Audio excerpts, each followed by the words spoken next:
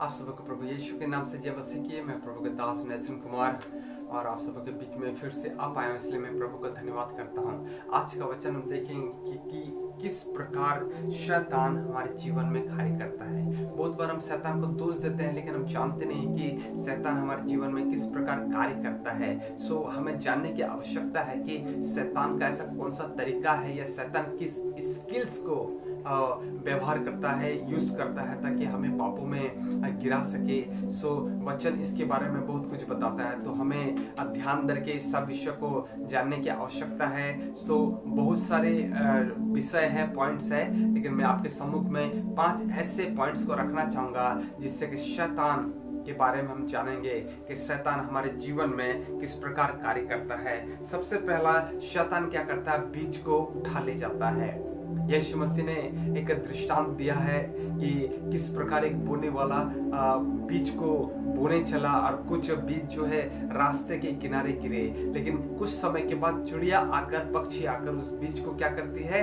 चुग लेती है, खा डालती है। और इसी का तुलना में प्रभु यीशु मसीह ने समझाने के लोगों को बताया कि शैतान जो बीज, जो वचन, जो परमेश्वर का वचन हमारे जीवन में बोया जाता है, उसको क्या करता है? उठा ले जाता है, उसको हमें स्मरण करने नहीं देता, उस वचन को हमारे जीवन में फलवंत होने नहीं देता।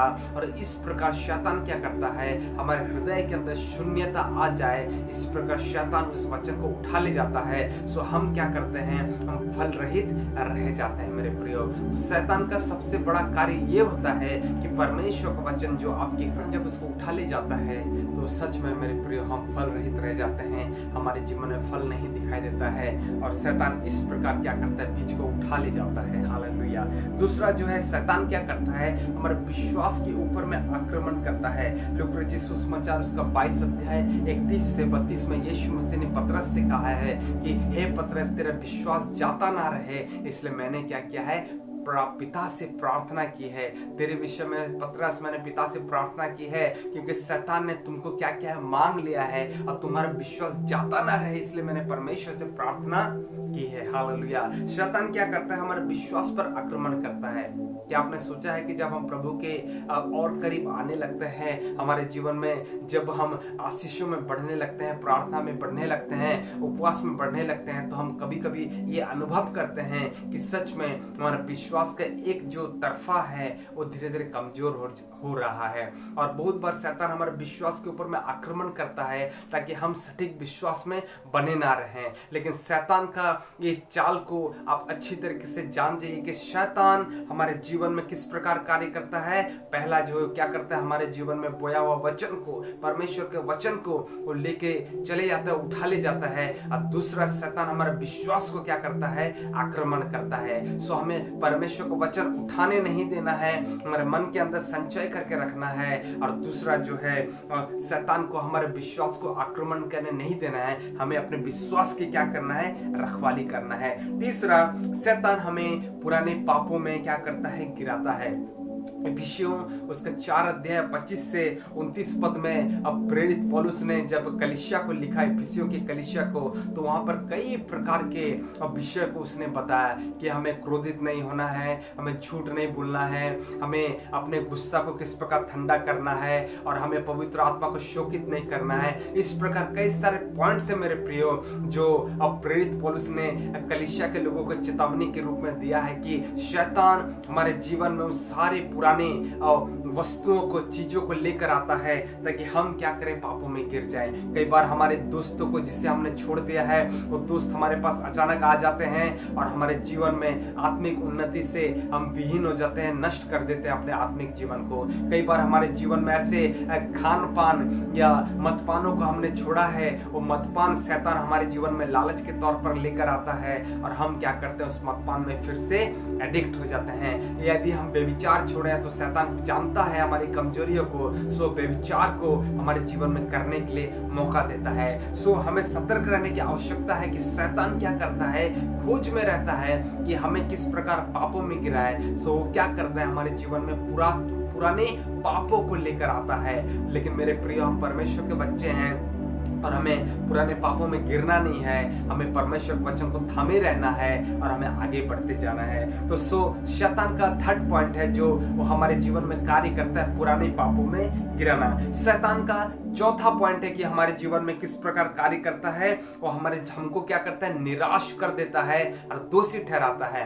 प्रकाशित वाक्य उसका 12 अध्याय 10 पद कहता है कि दोषी ठहराने वाला, भाइयों को दोष ठहराने वाला ऊपर से गिरा दिया गया है। हालेलुया, ऊपर से गिरा दिया गया, भाइयों को दोषी ठहराने वाला। जब हमारे जीवन में दोष लगने लगता है तो हमारे जीवन में निराशा भी आ जाती है। तो शैतान पूरा कोशिश करता है कि हमें किस प्रकार डिसअपॉइंट कर दे, हमें निराश कर दे। और शैतान जब हमें निराश कर देगा, हमारे जीवन में उत्साह की कमी हो जाएगी, तो हम अपने आप में क्या करेंगे, सूख जाएंगे। शैतान इस प्रकार का कार्य हमारे जीवन में करता है। पहला है शैतान बीज को उठा ले जाता है। दूसरा, शैतान हमारे विश्वास के ऊपर में आक्रमण करता है। तीसरा, शैतान हमें पापों में गिराता है, पुराने पापों में। और चौथा, शैतान हमें निराश कर देता है। पांचवा पॉइंट है, शैतान हमें दुख देता है। हमें विभिन्न प्रकार के रोग, हमारे जीवन में विभिन्न प्रकार के समस्या को शैतान क्या करता है, लेकर आता है, ताकि हम उस दुखों को झेलते रहें और परमेश्वर की ओर हमारे मन को हम ना लेकर जाएं। जब प्रेरित पौलुस के बारे में हम पढ़ते हैं दूसरा कुरिन्थियों का 12 अध्याय 7 पद, तो वहां पे प्रेरित पौलुस ने कहा है कि शैतान का एक दूत आकर मुझे क्या किया, हालेलुया, कुछ तकलीफ दिया। अब वो जन कहते हैं कि पौलुस का आंखों की कमजोरी थी, कोई कहता है कि शारीरिक दुर्बलता था, जो भी हो, लेकिन वहां पर पौलुस ने शैतान के दूत के विषय में जिक्र किया है। शैतान का दूत आकर पौलुस को कुछ दुख दे गया और उसने प्रभु से प्रार्थना की कि हे प्रभु, दुख मेरे से दूर कीजिए। लेकिन पौलुस को परमेश्वर ने कहा कि मेरा अनुग्रह तेरे लिए काफी है मेरे प्रियो। लेकिन यहाँ पर शैतान के एक स्किल को जानने की आवश्यकता है कि शैतान पौलुस के जीवन में कोशिश कर रहा था कि उसको क्या करे, दुखी कर दे। लेकिन फिर भी परमेश्वर के अनुग्रह को देखते हुए, प्रभु यीशु मसीह को देखते हुए, वो अपना सेवकाई को क्या किया है, पूरा किया है। मैं आशा करता हूं कि पांचों पॉइंट के द्वारा आप बहुत अच्छे तरीके से समझ गए हैं कि शैतान हम मसीहों के जीवन में किस प्रकार कार्य करता है और हमें किस प्रकार सतर्क रहने की आवश्यकता है। हमारे साथ बने रहिए, परमेश्वर आपको बहुत आशीष दे। मैं आपके लिए प्रार्थना करना चाहता हूँ। दयालु प्रभु, मैं विशेष प्रार्थना करता हूँ हर एक भाई बहन प्रभु जी जो शैतान के द्वारा सताए जाते हैं, शैतान के द्वारा सताए जा रहे हैं, विश्वास में कमजोर हो जा रहे हैं, और जिनके जीवन में और प्रभु जी सही तरीके से वचन भी और शुरुआती तौर पर जड़ के रूप में प्रभु जी गंभीर रूप से नहीं बैठा है, लेकिन मैं प्रार्थना करता हूँ यीशु के नाम में कि उनके जीवन में आप आशीष दीजिए, शैतान के हर एक कामों का आप नाश कीजिए, और प्रभु जी आप महान उनके जीवन में हुई मेरे परमेश्वर। मैं प्रार्थना करता हूँ हर एक भाई बहनों का आशीष दीजिए, इस वचन के द्वारा उनके जीवन में सतर्कता आने पाए। प्रभु जी आप सहायता कीजिए। प्रार्थना को सुना, धन्यवाद, यीशु के नाम से मांगते हैं, आमीन। परमेश्वर आपको बहुत आशीष दे। God bless you.